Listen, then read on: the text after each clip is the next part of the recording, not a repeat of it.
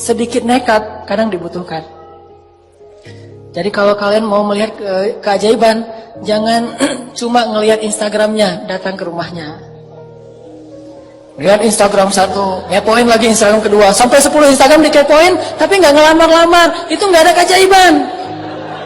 Mau ngelihat keajaiban, ini rumahnya di mana? Udah aja di komen, Neng rumahnya di mana? Saya mau datang, udah aja kayak gitu.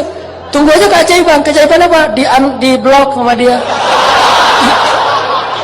Gara-gara nggak bisa masuk lagi Instagram. Kenapa saya di blok? Kayak orang aneh kata dia. Tapi kan namanya juga usaha kan, jangan menyerah. Ulangi lagi komen di berikutnya sehingga kita terkenal komentator yang paling banyak menghampiri akun-akun yang keren-keren. Komen di situ. Sampai kalau perlu jangan setengah hati. Kecuali akhwat ya, kalau yang cewek mungkin banyak batasan. Yang di atas-atas sebetulnya nunggu keberanian teman-teman di bawah. Jangan. Jadi kalau nggak berani nekat itu berarti agak mentalnya tuh masih kurang. Harus berani nekat. Nekat berani apa? Berani ditolak, berani disuruh pulang, berani dimarahin, berani. Pokoknya datang aja. Ayahnya ini kolonel, udah datang aja. Pas datang kirain siapa, ternyata ayahnya ketua geng motor misalnya. Nggak apa-apa. Bawa Kiki Brigas tuh. Wah, Ki, temenin Ki, kemana? Mau ngelamar. Kalau bawa saya, karena ayahnya ternyata ketua geng motor. Oh ya udah bawa sama Kiki. Ternyata Kiki juga pernah, tapi gagal misalnya. Gitu. Misalnya, ya Ki, enggak, ininya contoh doang. Artinya, usaha aja, jangan setengah hati. Jadi baru disebut nekat itu kalau udah ngelakuin sesuatu, bukan nekat tapi cuma doa doang. Ya Allah, saya berharap bisa nikah tahun ini, tapi nggak nekat-nekat. Coba tunjukin dulu, karena nekat jadi tawakal. Nggak kenal, nggak apa-apa. Saking nekatnya, jauh, kayaknya levelnya jauh banget nih. Kita orang biasa banget, dia mah bidadari banget. Seorang pengemis melamar bidadari. Wes. Jadi pengemis yang luar biasa nih. Kayak siapa? Julaibi. Pengemis melamar bidadari. Dan saya mah orang biasa, tapi saya punya Allah. Datang aja. Kan kita nggak tahu kalau belum mencoba kan? You don't know if you don't try. Itu pakai aja sebagai bahasa nekat, tapi setelah itu bismillahirrahmanirrahim. Allah ya muqallibal qulub. Wahai yang membolak-balikan hati. Udah segitu aja, Allah udah tahu lah keterusannya apa. Datang, ya Allah, Engkau yang memiliki hati orang-orang yang ada di dalam rumah ini. Ayahnya, ibunya, dia, termasuk pembantu. Kadang-kadang pembantu itu bisa membuat orang terbolak-balik hatinya. Ayahnya masih bingung gitu, ibunya masih mikir-mikir, si Nengnya juga masih mikir-mikir. Pembantunya yang semangat. Pembantunya bilang, Neng, ibu teh udah sering ketemu anak laki-laki, tapi ini beda Neng. Pembantunya tuh cerewet, tapi cerewet yang positif. Ternyata si pembantunya tadi dibeliin cuangki sama kita. Ikhtiar yang maksimal. Pembantu juga bisa dimanfaatin, karena saya pernah memanfaatkan pembantu. Dan itu berhasil. Ikhtiarnya yang maksimal. Kita nggak akan tahu kalau kita belum mencoba. Doa terus ikhtiar. Ikhtiarnya tadi bawa cuangki, bawa nasi pecel kasih ke pembantu. Bu, dari mana? Saya dari Surabaya. Oh, saya bawain rawon buat ibu gitu ya. Bawain rawon. Masya Allah, ini anak baik banget. Dia akan bisa mempengaruhi keputusan yang ada di dalam rumah itu. Keputusan paling penting bisa dipengaruhi oleh suara seorang pembantu rumah tangga gara-gara sebungkus rawon. Itu ikhtiar dulu. Jangan udah belum apa-apa, saya mah kayaknya enggak ini. Laksanakan aja dulu. Ikhtiar kerja juga gitu, harus sedikit nekat. Karena dulu saya pernah bisnis beberapa usaha kecil-kecilan, bukan bisnis, usaha. Bisnis mah kayak gaya usaha lah. Usaha kecil-kecilan, bikin kayak cabang-cabang kios pulsa gitu. Itu berawal juga dengan kenekatan. Pokoknya saya mau bikin itu aja, jual beli mobil second juga dengan kenekatan. Properti kecil-kecilan cuma beli satu, benerin terus jual lagi. Semuanya lewat nekat, tapi tawakal sama Allah. Yang penting jangan bikin Allah kecewa. Itu aja. Kalau kita nggak bikin Allah kecewa, kita masih tetap bisa ngandelin Allah. Begitu kita ngecewain Allah, nggak bisa ngandelin apapun.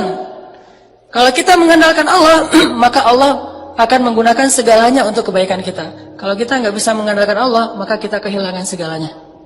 Sehingga ulama bilang, siapa yang mendapatkan Allah, dia mendapatkan segalanya. Siapa yang kehilangan Allah, dia kehilangan segalanya. Minta sama Allah. Wa idza sa'alaka 'ibadi anni fa inni qarib.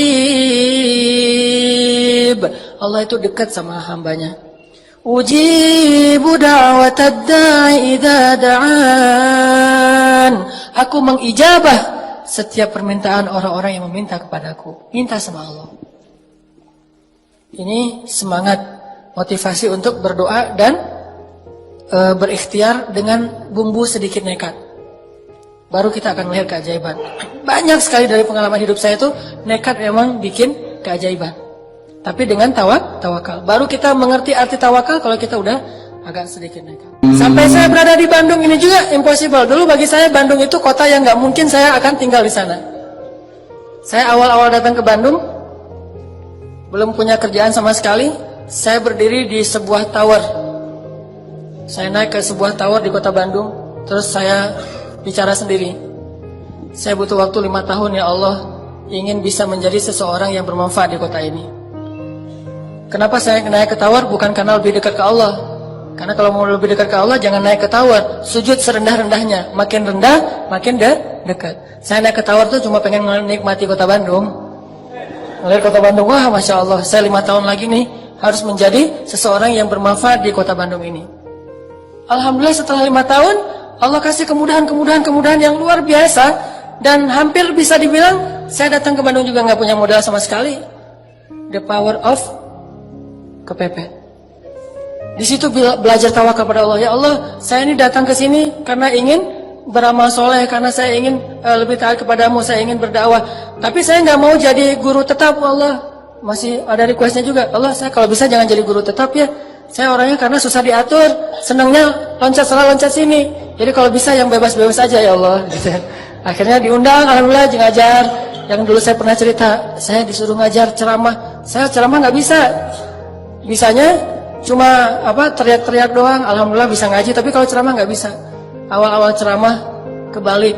Allah Sallallahu Alaihi Wasallam, Rasulullah Subhanahu Wa Taala. Kembali. Saking semangatnya gitu, Rasulullah Subhanahu Wa Taala, Allah teh Sallallahu Alaihi Wasallam. Jamaah bingung. Ini Ustadz dari Kairo Sallallahu Alaihi Wasallam kebalik. Terus bingung lagi nih, gaya siapa kalau mau ceramah? Gaya Agim aja lah. Halo. Betul tidak? Gitu-gitu. Waktu itu kan saya belum Sunda sama sekali, baru datang dari Aceh, tiba-tiba ngomong bahasa Sunda kan patah-patah banget tuh. Jadi orang yang dengar juga kasihan ngelihatnya, aduh kasihan ya misalnya. Udahlah kan, mereka mau dengar bukan karena enak ceramahnya, karena kasihan. Lewat aja. Ternyata nggak nyaman gaya Agim. Saya ganti Zainuddin Amjad. Assalamualaikum. Nggak dapet juga. Nggak nyaman juga. Akhirnya be yourself no matter what they say lah. Akhirnya ceramah yang sebisanya saya aja. Udah mulai nulis-nulis buku. Nulis-nulis buku pertama, saya penulis, saya kulinya, saya direkturnya, saya yang ngejualnya. Saya nulis buku. Judulnya Tadabbur Al-Quran. Terus saya kirim ke Sumatera, ke Kalimantan, ke teman-teman Kairo yang udah pulang. Ngirim pakai bus. Terus juga pakai beberapa paket yang ngirim keluar kota. Bawa pakai dus Marlboro gitu kan, buku kan berat tuh kalau pakai dus Marlboro. Saya angkat sendiri di Soekarno Hatta. Ternyata itu penulis bukunya. Angkat buku. Nih saya mau ngirim ke buku apa nih? Buku tentang Tadabbur Al-Quran. Ya siapa penulisnya? Hanan At-Taki gitu. Padahal saya jualan di book fair. Kan ada book fair di Braga dulu tuh, Islamic book fair. Jualan, alhamdulillah dari percikan imannya Pak Amiruddin ngasih satu space buat saya display buku saya. Saya bikin X banner, saya bawa naik motor hujan-hujan pakai jas hujan gitu, turunin buku basah-basah, naruh disusun-susun. Setelah disusun saya balik lagi ke toilet, ganti baju yang agak-agak keren gitu seolah-olah penulis, baru balik lagi. Saya udah pakai dasi gitu, udah penulis gitu kan. Pas orang datang, ini buku siapa? Ini wajahnya mirip. Jadi di cover buku itu wajah saya paling gede tuh. Tulisannya kecil, yang penting wajah saya. Dan orang kan lagi pencitraan, pengen terkenal, namanya juga pengen terkenal. Jadi wajahnya gede, judulnya kecil. Pas orang lihat, ini buku siapa yang nulis? Mirip. Ini penulisnya minta tanda tangan. Dari situ mulai banyak acara, udah gitu bikinlah beberapa lembaga. Dari situ saya mencoba, itu awal saya ngerasa feeling guilty kan. kok saya belajar jauh-jauh cuma untuk ngajar-ngajar gini terus dibayar? Saya harus bikin dakwah yang saya nggak dibayar. Akhirnya setelah 7 tahun kayak gitu, Allah kasih ilham, muncullah Pemuda Hijrah. Dan saya merasa dengan Pemuda Hijrah ini hilang sedikit feeling guilty-nya, karena bisa berdakwah yang tidak ada lagi orientasi-orientasi apapun selain pengen berkhidmat kepada agama Allah Subhanahu wa taala. Tapi itu perjalanan semuanya tidak akan terjadi kecuali dengan doa. Kalau ngandalin ilmiah nggak kayak gitu. Ilmiahnya harusnya saya pulang dari Kairo tuh udah di Banda Aceh aja. Ngapain jauh-jauh ke Bandung? Atau ilmiahnya saya nggak usah ke Kairo, udah aja sekolah di Banda Aceh atau kuliah di Banda Aceh. Tapi nggak pakai ilmiah doang, pakai iman, pakai rububiyah, pakai keyakinan bahwa Allah yang di Indonesia dengan Allah di Mesir sama.